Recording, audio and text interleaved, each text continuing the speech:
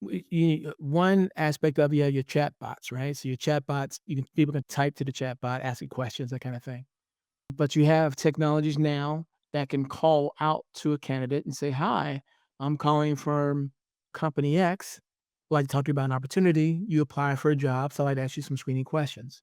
Or I saw your LinkedIn profile, can I ask you some screening questions, whatever, right? But there's one such tool that does that. Actually, Tesla uses an AI to do customer outreach to people who say, "Hey," like the AI may call someone and say, "Hey, Denise, I know you came into the Tesla shop over on Main Street the other day. Would you like to talk about maybe buying a new Tesla? Or what do you think about the experience? How do we do?" That kind of thing. And so if an AI can call you up and ask you some screening questions, that's enough to make you a little nervous as a sourcer who's trying to find qualified, interested, and renewable candidates, right? Then is it really too far a leap to think that it can't interview you more fully as a recruiter would?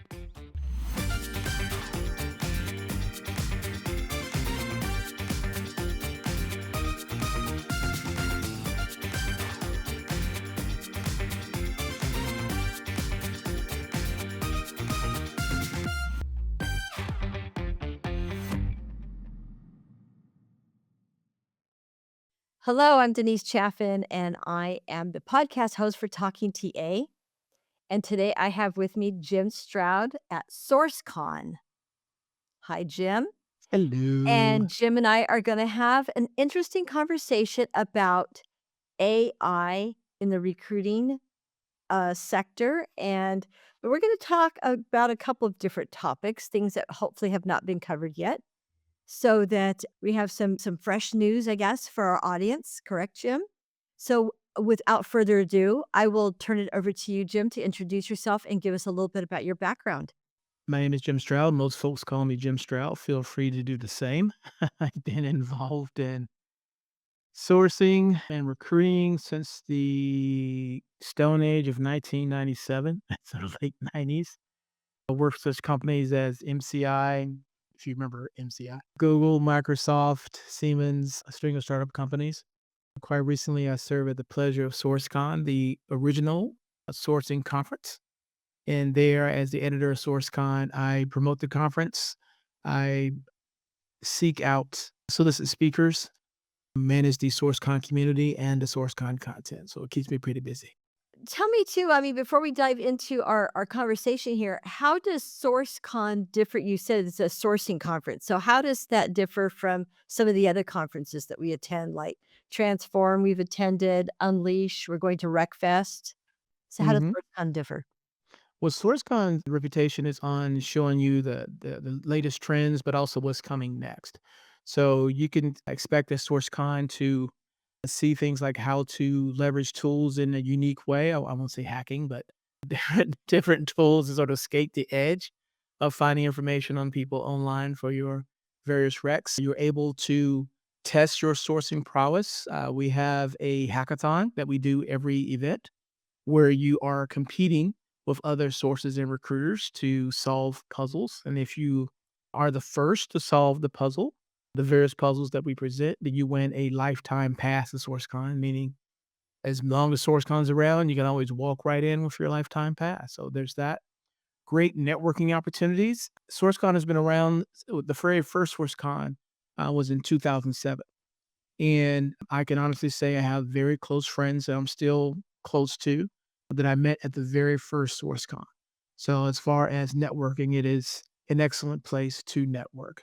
We have a really strong community. I think that's one of the reasons SourceCon is so well known is because people there are willing to really assist you. I mean, it's not unusual to just walk in with your laptop and say, "Hey, I'm having trouble with this rec. I don't know what to do. Or I've done everything I can to find this person." And someone will sit beside you and just open up the laptop and just go to town and show you a few things. So it's a lot known for that as well.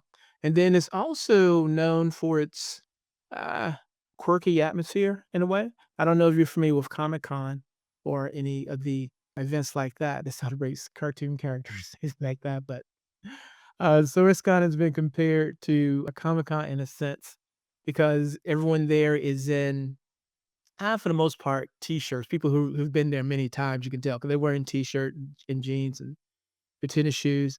Um, you might see someone in a costume, a purple squirrel costume. So it's a festive atmosphere. It's really fun, kind of quirky. You learn a lot of cutting edge things. You meet a lot of people who can become your best friends, as I can personally attest. And it's a great atmosphere. I well, it sounds self-serving, but I strongly suggest you definitely check it out. Actually, you know what? If you wanna get a taste for it, you can go to our YouTube page.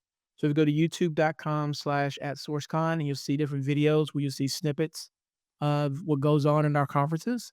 And then you'll also see a lot of videos on sourcing hacks and sourcing tools and interviews. You might see some comedy skits in among the videos as well. So again, that feeds into the quirky nature of SourceCon. Interesting. Alright, I'll check it out.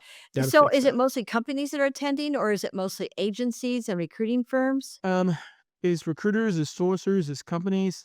It's anyone who wants to take their sourcing game to the next level or the recruiting game to the next level. There are different ways to attend. Of course, the easiest way is just buy a ticket, which easiest way. But you can also volunteer. We have volunteer opportunities available as well. And then we also have something called Sources Anonymous. That's where people can contribute content.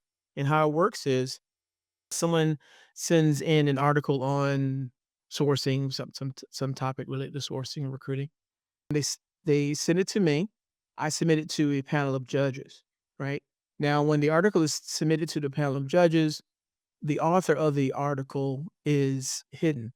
So the judges don't know who you are at that point. So they review the article, they say, we love it or we hate it or this rocks or this stinks, whatever. And nobody else say it stinks. But they'll offer constructive criticism about the article. I forward it back to you. You make a few changes. Your article is peer reviewed and it appears on the SourceCon website. Once you have 4 peer reviewed articles on the SourceCon website, then you have earned a ticket to SourceCon. So you can buy a ticket, you can volunteer at SourceCon, or you can contribute content that is peer reviewed and earn a ticket that way. So lots of ways to get there. That's awesome. Well, let's dive into our conversation. Okay. Okay. I mean, and some of the things you're talking about with SourceCon, I mean, it kinda there's a segue there, I think, when you talk about future trends that you guys are because I'm sure it's at SourceCon, you have some workshops around this, right? Yeah, we also have a AI showcase. That's where companies come up and they show their latest AI tool and people review it, ask questions about it, kick the tires on it, that kind of thing. So you see a lot of tools at SourceCon because of that as well. It's interesting that you bring that up, Jim, because at the other 2 conferences I attended here recently, there were a lot of tools. Oh yeah.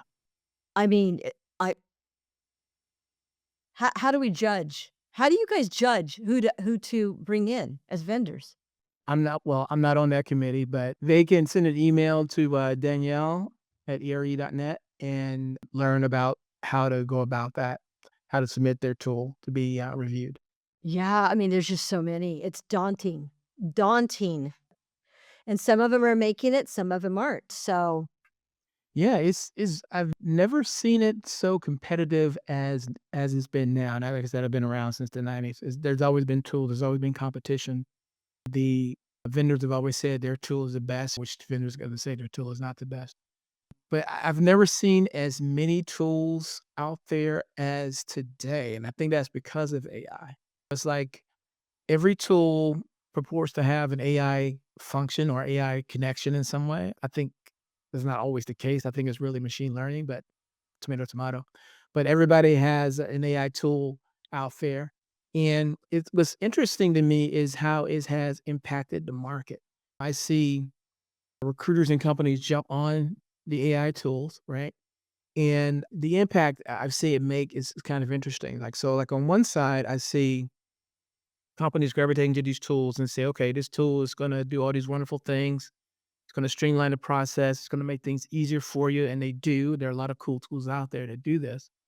But it's like these tools are so efficient, the ones that work really well, and they streamline the process so well. It's like you don't talk to as many people or you don't review much of the information as you normally would because the machine is sort of screening a lot of that out to make it convenient for you, right? And then on the other side, I'm seeing job seekers who just want to be noticed.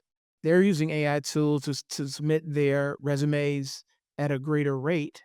So now recruiters are getting much more data than they normally would by job seekers who want to be noticed, but ideally they just want to talk to someone. So it's a double-edged sword. I mean, I would not recommend to any recruiter not to use an AI tool, not to use these tools that are out there because they're there to make your life easier, and they do. But the double-edged sword of that is that some of them work so well that you don't talk to as many people as you normally would, say in the course of networking or checking references, whatnot, that you miss out on some candidates, and candidates are feeling left out, so they're throwing more data out there, and it's a hamster wheel effect. It's really interesting to watch. It so is. It's interesting you say that because I noticed on when I do a LinkedIn posting, if I show myself as the poster, people aren't just applying to the positions, but they're also contacting me on LinkedIn, which is fine. But like you said, they're wanting to get noticed. But I think it's actually I have to give people a lot of credit who are taking those next steps, contacting not just a job poster, but maybe the person that they expect might be the hiring manager or the person who's doing the recruiting for particular positions, that type of thing. Because, but yeah, because everybody says, well, my resume just falls into a black hole. It's like, yeah, everyone's does. And then you've got the resume screeners. Speaking of the what would you call them? Software resume screeners that are and it's some of it's AI, some of it's just add-on to the ATS, right? Yeah, yeah. I think job seekers, the ones who want to be successful, need to put in that extra bit of effort, I think, and promote themselves online, right? I think the unwritten rule with recruiters is that they want to submit the best talent, but they also want to submit the best talent that makes them look good, so to speak, right? I don't want to give a resume or recommend a candidate to a hiring manager and then the person's a total dud. Then it makes me look bad as a recruiter. They're like, okay, you gave me somebody who's a dud. Why are you wasting my time? So I think it would be from a job seeker perspective in their best interest to really promote themselves online, to make sure their profile is optimized, to showcase their expertise. And I got one thing I was telling someone just the other day. I said, if you really want to stand out from the crowd, why don't you figure out 2 or 3 topics that you're really passionate about that's related to what you do, right? Then reach out to podcasters and say, "Hey, can I be a guest on your podcast? I'm an expert in X, Y, and Z. Here's my resume as proof of how experienced I am. Let me appear on your podcast, say something smart, and then at the end, say, well, Jim, that was good. How can we contact you for more information? Promote your LinkedIn page." Now you're promoting your expertise to an audience that has an interest in your topic by virtue of listening to this podcast. I think doing things like that will really help push will help elevate a job seeker in the eyes of a recruiter. Because one thing I noticed, and this has been a pet peeve of mine, sorry for this rant, is that when there's a new job that a recruiter has to fill, so many recruiters, not all recruiters, but so many recruiters will instinctively, on reflex, go straight to LinkedIn and start looking for somebody instead of looking in the applicant tracking system where people have already applied, the black hole, as so many candidates say, right? And I always liken that to someone walking into a nightclub and 3 beautiful women walk up to this guy. They go, "Hi." And he goes, "No, I don't wanna talk to you, although you expressed an interest in me. I wanna talk to these other 200 women in this place who don't know me from the next person, and I'm gonna spend my time focus on them instead of the ones who have already expressed an interest to me initially." That's what recruiters are doing when they ignore people in the ATS and go straight to LinkedIn, right? So it drives me nuts, but, um, yeah, all that to say, a job seeker really needs to promote themselves online to get noticed because recruiters, they're gonna, on reflex, look at what's out there instead of what they already have in their hands. I don't understand it, but that's what they tend to do. A lot of them, not everyone, a lot tend to do. Yeah, no, you're right.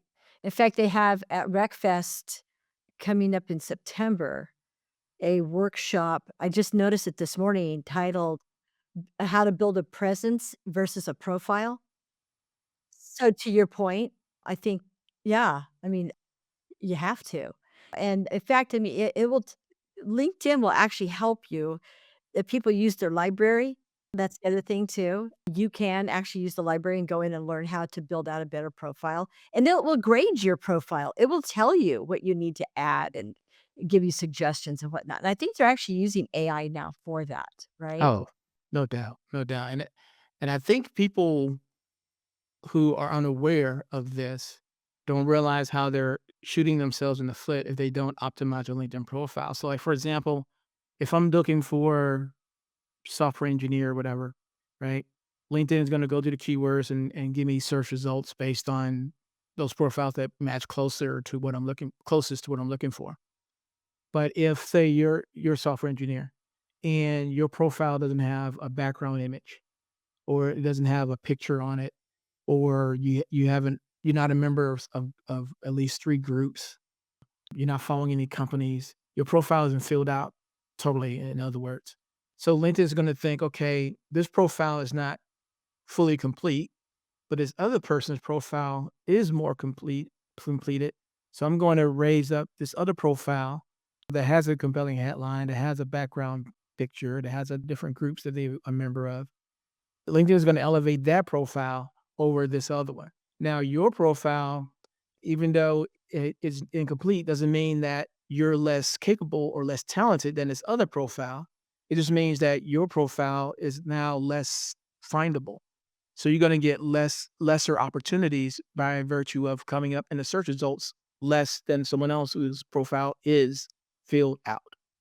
You know, Exactly. so you don't shoot yourself in And the it'll foot. And tell that, you, it'll give you percentages on how complete your profile is, right? And then they also talk about things like adding to posts, putting yourself out there, participate on some of the LinkedIn chats and conversations that are going on, repost things. Yeah, there's all sorts of, yeah, exactly.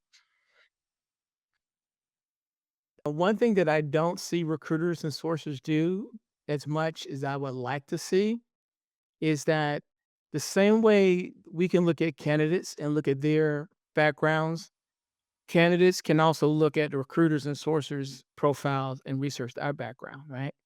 And so if you are, as a recruiter, trying to get the attention of a star candidate and you reach out to them and they just don't respond, one reason may be because they looked at your profile and didn't think you were worth their time, right? Because they're a hot commodity or they're not looking, they're just fine. So you bother me.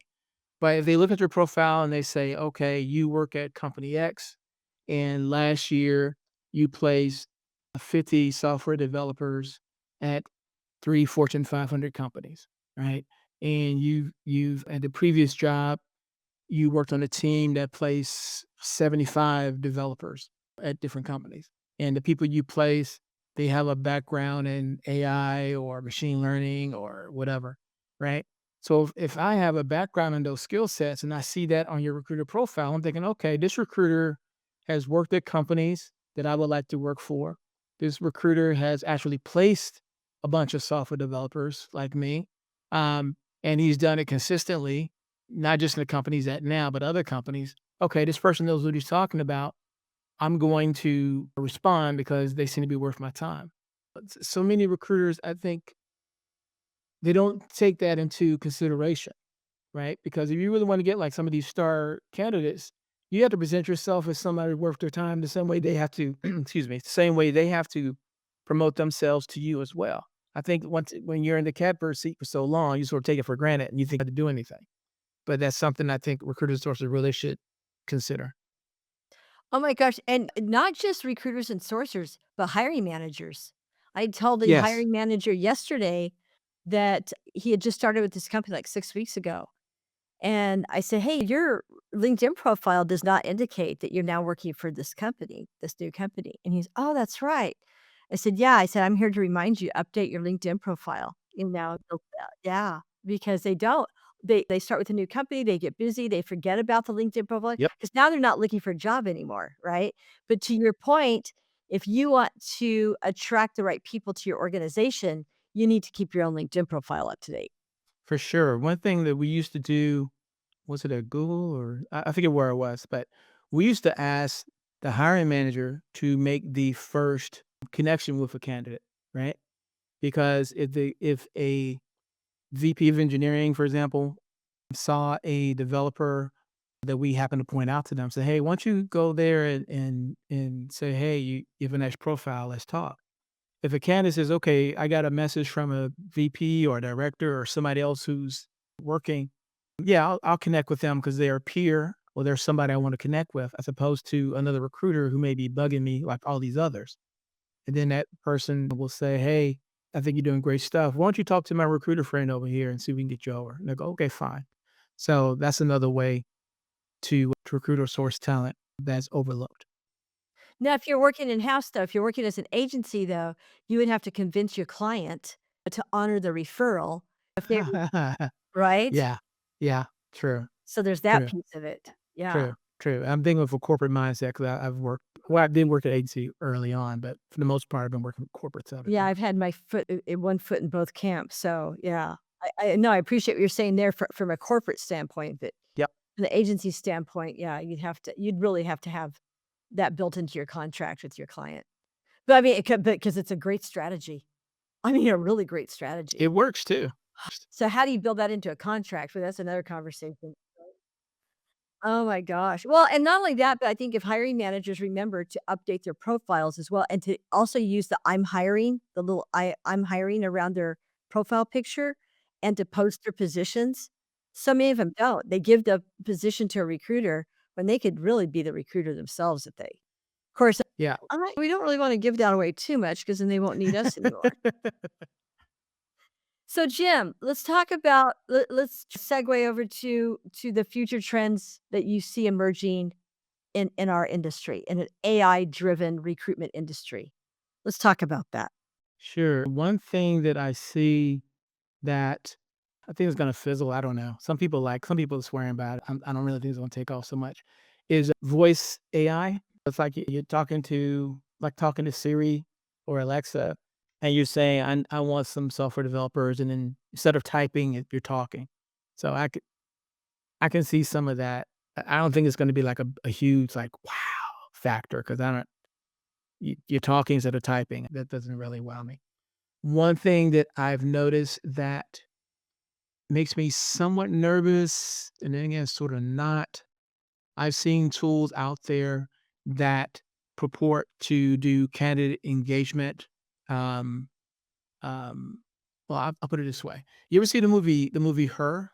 So the movie Her is about this guy who falls in love with an artificial intelligence that's voiced by Scarlett Johansson, and he's telling the AI about his life, and they're connecting, and he falls in love with the machine, right?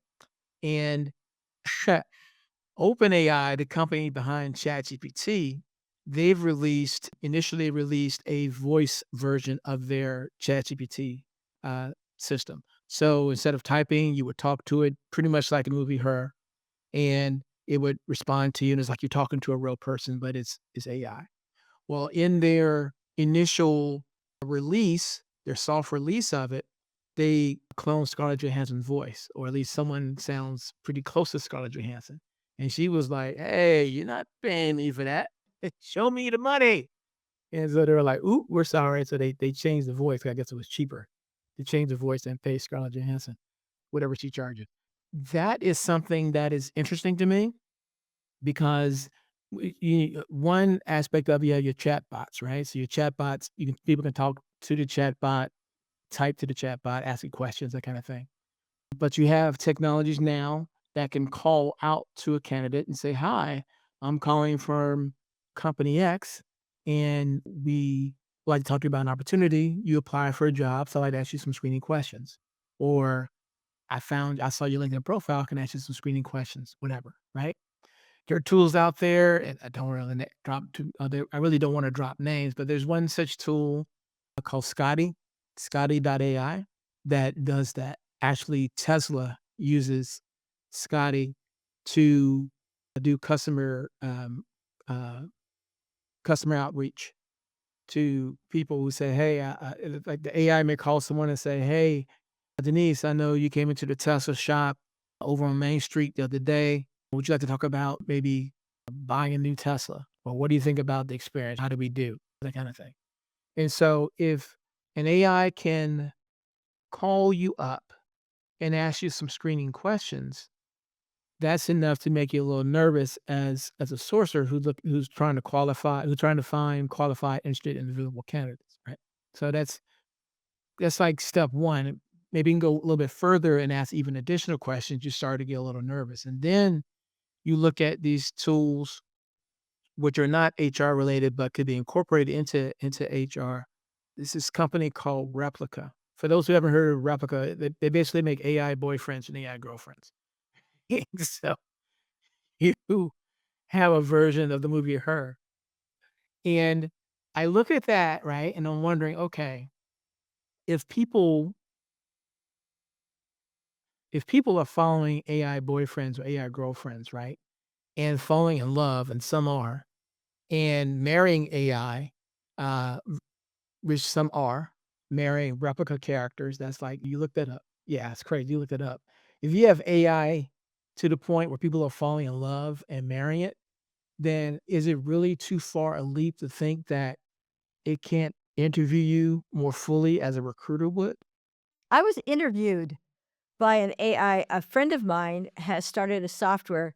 He's had to revise it some, but he's doing a voice AI recruiting and sourcing tool. And so I had a call from this girl, and she was working for Meta, and she interviewed me over the phone. And not only did she do an amazing job, and she was an AI bot, but she answered questions that I asked her. And she answered them fairly well. Now, her answers were generalized, but she had no problem jumping in with an answer, even if it was a general answer. She Yeah, it Yeah. was pretty amazing. And I have to say that, going back to what you said earlier in our conversation, that people want just to be noticed, I would rather be interviewed by a bot and be noticed than Hmm. not than have somebody just ditch me and not give me any. So there's that. I mean, if you're looking for a job. Yeah, I think people feel that way or were voicing similar reactions when chatbots initially were getting online because they could say, "Well, at least I know someone's looked at I've talked to someone supposedly with chatbot, and I've made some sort of progress with this company, which is better than hearing nothing from a Yeah. black hole." So, Well, and yeah, the I good could see that. chatbots now will actually send you to a live agent where they didn't used to, remember? Now they will, which so I will use a chatbot now if I need, like, tech support help or something like that. Like, who did I call the other day I needed tech support help? Oh, Audible. I have an Audible account. My books weren't downloading, and so I contacted them on chatbot, and then it sent me to a live agent who said, "Do you want a phone call?" And I put in my phone number, they called me, like, within 2 seconds, and I had a live conversation. So, with that kind of advancement, and alright, so let's talk about AI. Let's go forward 5 to 10 years. You talked about the having fuzzy feelings about voice AI. Where do you think this is leading, though? And where do you think it's gonna lead us to 5 to 10 years, down the road? Because, I mean, we're seeing improvements already. We're using it because we have no choice. It's better. I would rather use a chatbot than stay on hold. Like like Yeah. yesterday with the franchise tax board in Mm. California. Hello, if you guys are listening to this out here, you need more help. You need a chatbot. I mean, because we or they'll take your phone number and call you back. Even that's an improvement, though, where you can at least hang up. I mean, so we do see improvements with some of the technology. I mean, my god, 10 years ago, none of this stuff was around, right? I think I think we're gonna see more advancements. I don't know if we're going to be solely reliant on technology to the point where no one's working anymore, right? And I say that for a few reasons. One, ChatGPT has a hallucination problem that they still have not resolved. So for those who don't know, you go into ChatGPT and you ask it a question, what's the answer to this, that, and the other? And it will give you an answer. Because ChatGPT wants to please you, it doesn't always give you factual information. It gives you something that sounds factual, right? So sometimes you have to verify what ChatGPT has actually told you as being truthful. Now, there's some tools who combat that by giving you links in their conversation, saying this is where I got the information from. Like Perplexity, for example, which I use a lot. Perplexity.ai is a good, cool tool. But ChatGPT doesn't. And Sam Altman, who's the CEO of OpenAI, who runs ChatGPT, he said it in a joking manner at a college campus early this year that they'll be able to reduce it, but he doesn't think that it'll totally do away with hallucinations, right? So there's always some sort of imperfection in AI because of that. So that's one.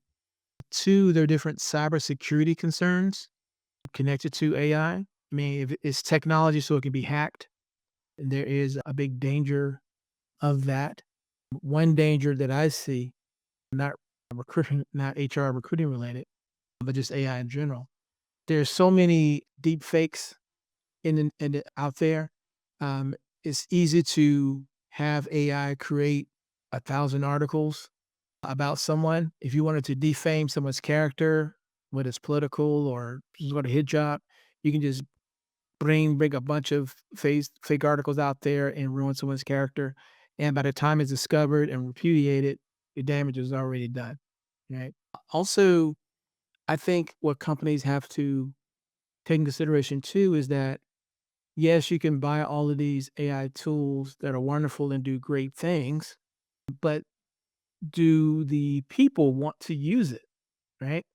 So, say for example, there was a survey I read recently from Boston Consulting Group where they surveyed 90,000 people from various countries about how they felt about AI in the recruiting process, and it boiled down to we don't mind these AI tools when it comes to finding us online or screening us, that kind of thing. But people are almost, I won't say visceral, but they have a very strong opinion against AI when it comes to making hiring decisions or promotion decisions. They want a human being to be in the loop. So that tells me that even though AI tools are great and they'll continue to advance, people will always want human beings in the decision making process in some way. And I think that is good, not just for the sake of keeping your job, but also for the sake of safety, right? So, take for example, and I want to think about this 'cause I'm flying soon. But when you're on an airplane, right? When it takes off and lands, that's pretty much automated, right? Their pilot is there just in case something goes wrong, right? Pretty much. Now, God forbid something goes wrong on the plane, and the pilot who's been a pilot for 10 years, he's so used to the automation doing takeoff and landing. Something goes wrong, he goes, I'm so used to the machine doing it, I forgot how to do it. We're in trouble, kind of thing, right?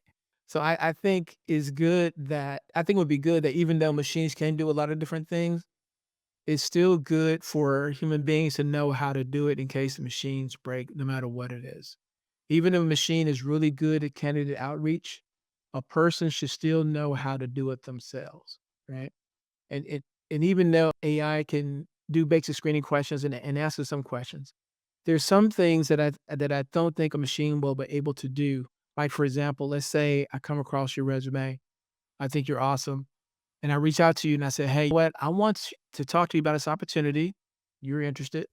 And now I have to convince you to take my opportunity, which pays less in another state, and I got to convince you to relocate you and your 4 kids to another state for less money because I really want to fill this job with you. I don't know if a machine's gonna be able to convince you to do that.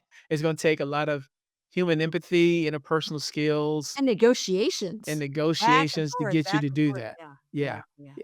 So I don't think AI will be able to do that.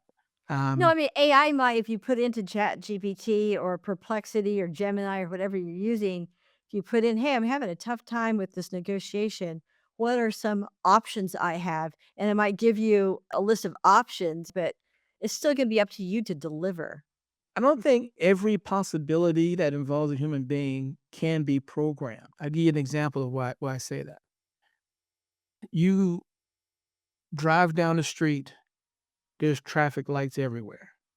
Everybody knows the rules of the road.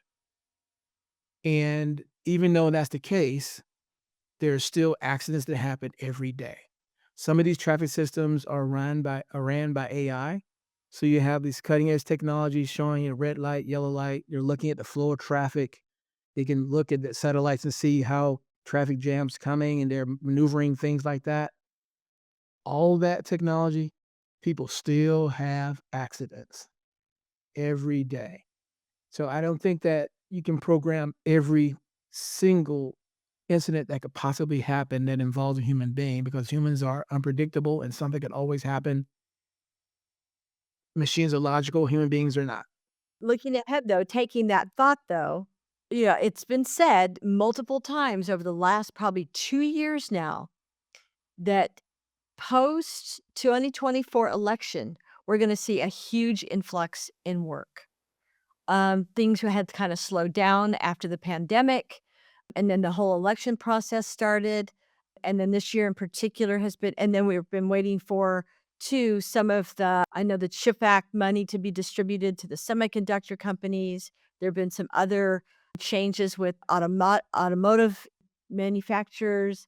So you've got all these different changes going on, industrial, the infrastructure, civil engineering. There's like all sorts of things just like waiting right now for this election to be over. So once that happens and we see this huge traffic jam now, and it does happen, especially after an election, and we've seen it for many, many years, what's going to happen then?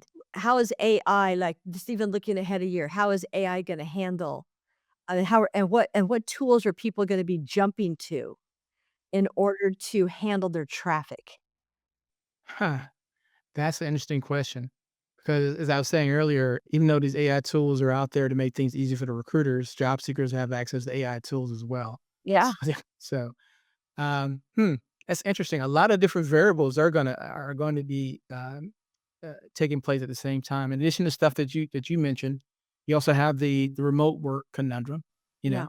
know, companies have realized, yeah, companies realize that people want to work from home and they can work from home, so there's no excuse anymore. But at the same time, companies have spent so much money on office space, and they're like, somebody needs to be here. So we're trapped in this lease. And so for some dumb reasons, I mean, I ask people, how come they need to be on site when I'm working with clients?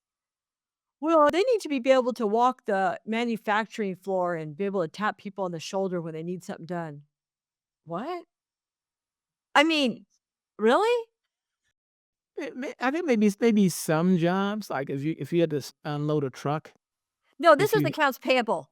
This is for accounts oh payable. This is for finance. I mean, yeah, for yeah. finance, yeah. Yeah, they need to be able to go and talk to I've seen people. some arguments where people say that they want you there because it boosts um, morale. It also encourages innovation because you're bouncing ideas off of each other, and you're being spontaneous. I haven't seen any studies to prove it one way or the other. Um, I just think that when the pandemic happened and we were able to see in real time for a couple of years that people can work from home and things still work, properly, and think the business still continues, it's hard to argue against that now. It's really hard. But on the opposite side, there are people who crave to go back to the office because it's lonely and boring to be at home. If you are in Gen Z or Gen Alpha, which is coming up, um, you look at work as not only a place to get your paycheck, but also to have business relationships. Network, a sort of a community.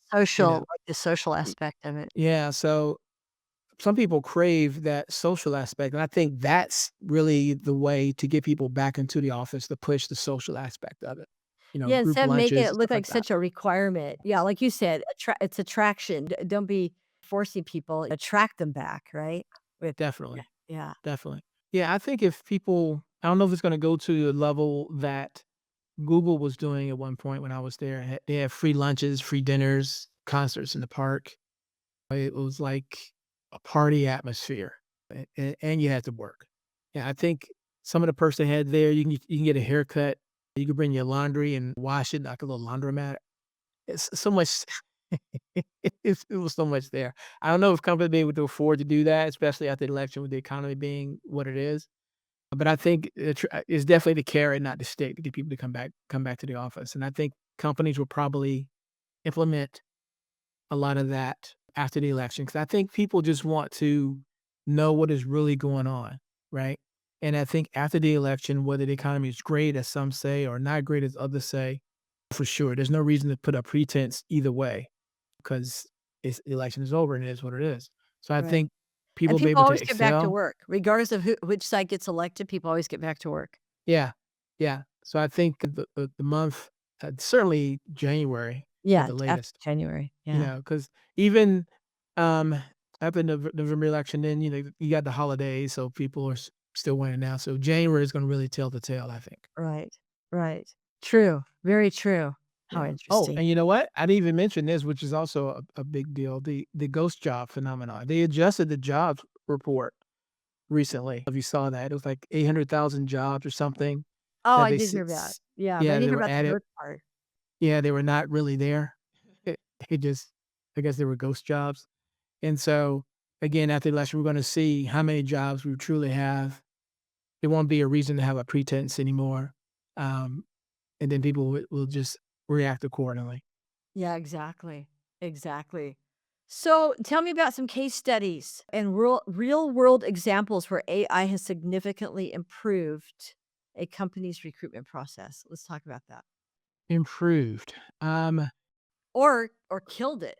I mean, it can go either No, I got for as far as killing it, I could think of is 3 examples, alright? So you had when was this? 2018, 2019, WeWork, right? So WeWork had built a large number of salespeople when they were expanding. They were like hiring salespeople all over the place, hire, that kind of thing. But they hired them so fast, they didn't vet them for alignment of the company's culture. They just hired a bunch of people who I guess didn't really know what they were doing, and it contributed to operational chaos. And they ended up they're failing, and they tried to get an IPO. They couldn't get the IPO because things was in such disarray, and the CEO had to resign.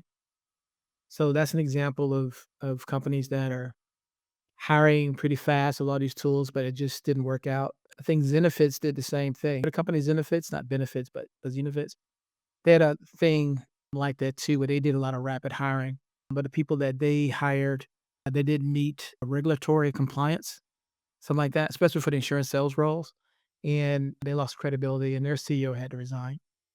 And then there's another one.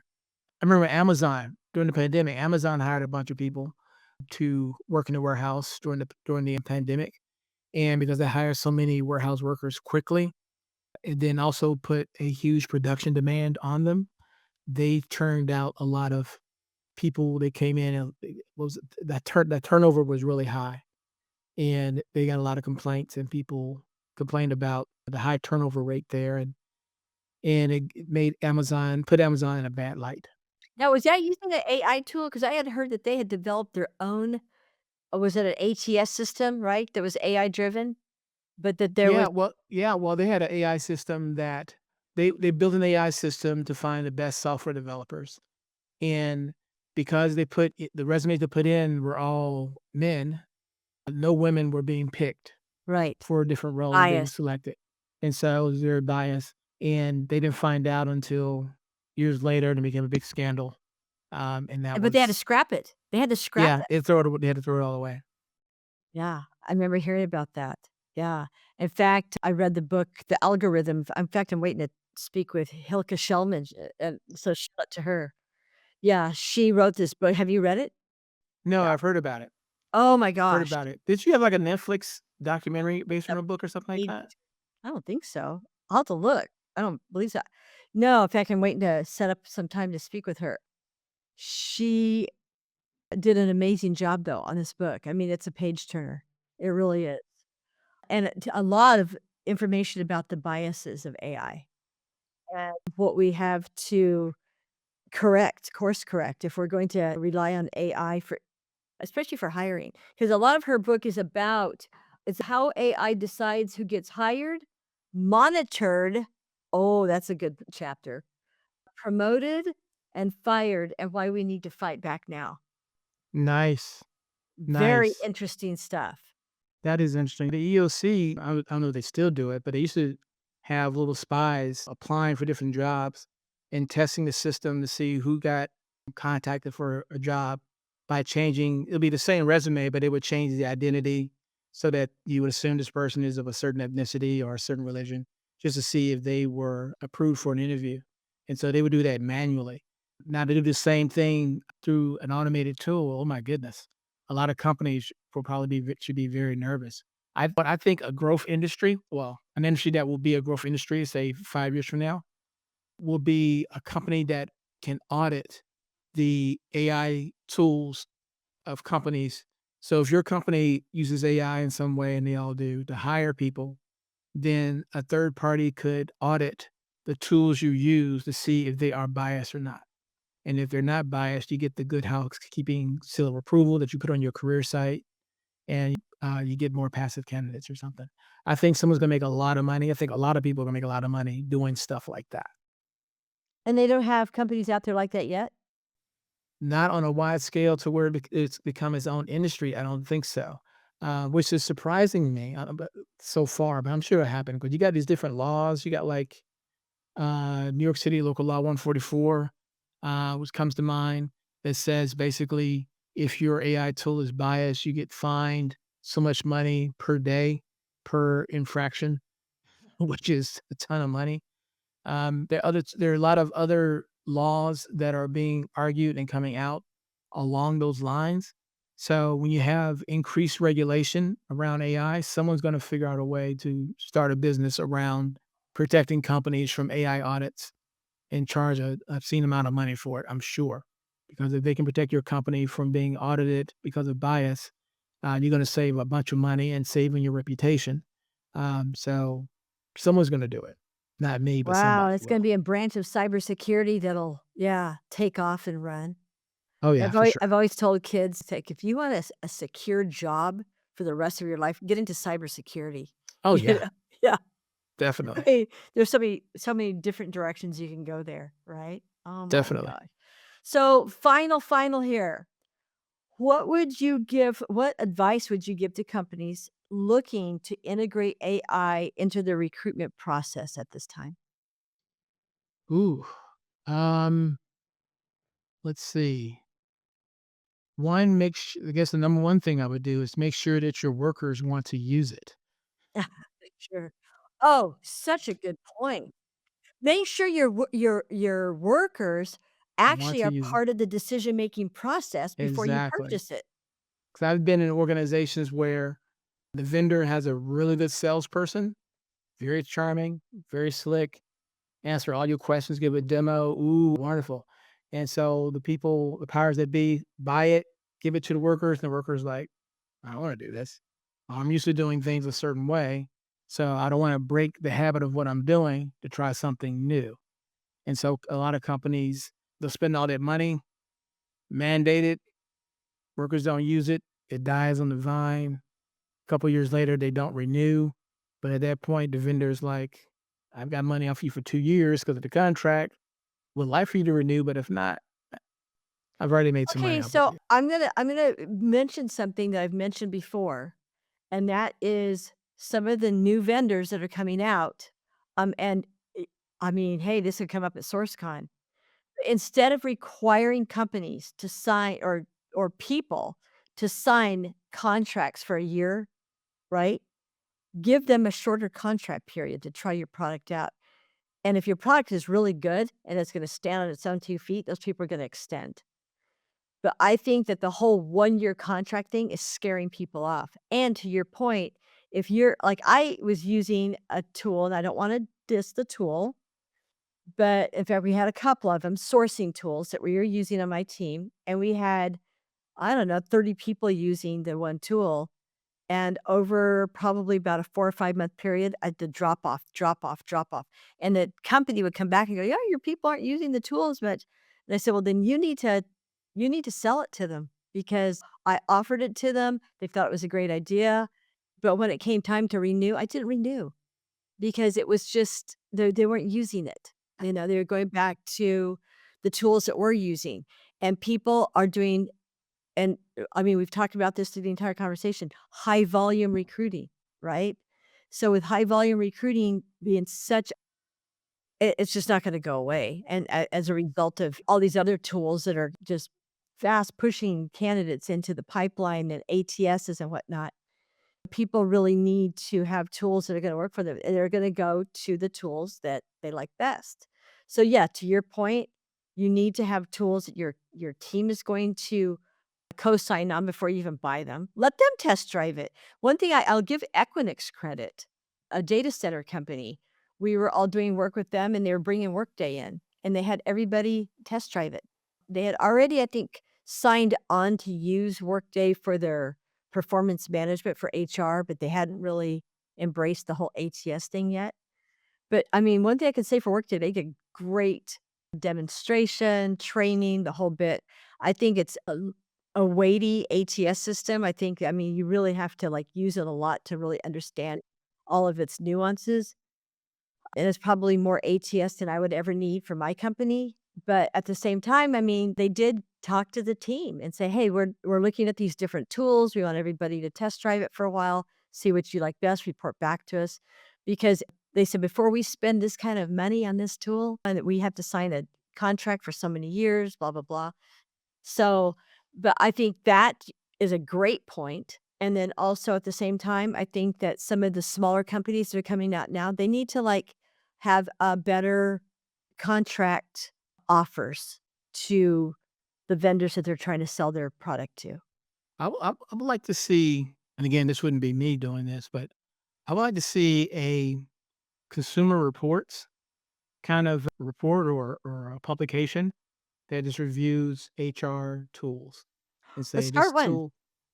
Yeah.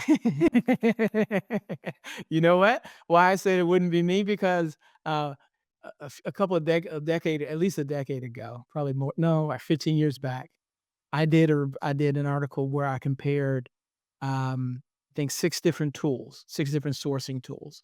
And I said, "Okay, this is what this tool produced. These are the bells and whistles, and this is how they came about." And when I did that and published it on my blog, OMG, the vendor's right. "You didn't Really? say this about my tool. You say that about my tool." I'm like, "Dude." I know, that's the only thing, yeah, get the hate So, mail coming in. Oh, yeah, it would yeah. have to be a third party out there. But if anyone's interested in doing something like this, or think would be a good exercise to do, this is a project I want to just put out in the public, and hopefully somebody will do it. And if you do it, tag SourceCon so we can share it. I would like someone to take maybe 10 tools, whatever sourcing tools out there are available, look for the same thing, and then let me know how much of these tools are overlapping in the results, right? Because if I can look for Python engineer with sourcing tool X, I can look for a Python engineer with sourcing tool Y, and I get the same results, then what's differentiating your tool from the other? I'll be very curious to know how much of these results are overlapping among the different tools and which tool is able to get the most unique results for certain searches compared to the others. I think that would be a key selling tool. I mean, Yeah, yeah. What your yeah, differentiators, you need yeah, differentiators. Yeah. for sure. That's what I would like to see. So if someone wants to put that together and then tag us, I God bless you. Oh my gosh, Jim. Well, hey, I mean, hey, we could go on all day, I'm sure, but I appreciate your time. This has been an enlightening conversation. I mean, we kind of went off in some different directions, but I think that we covered a lot Sure. of good topic with AI and just, I mean, sourcing in general. And that's any final thoughts from you? I would just like to throw out that if anyone has an interest in sourcing or interest in recruiting, and I think this audience does, definitely check us out at sourcecon.com, sourcecon.com. We have an event twice a year. And if you would like to take your sourcing to the next level, in addition to coming to our conference, We also have SourceCon Academy where we uh, uh, offer online training in sourcing as well. So check Perfect. us out, sourcecon.com. All righty. Very good. Thank you so much. I appreciate your time today. My pleasure.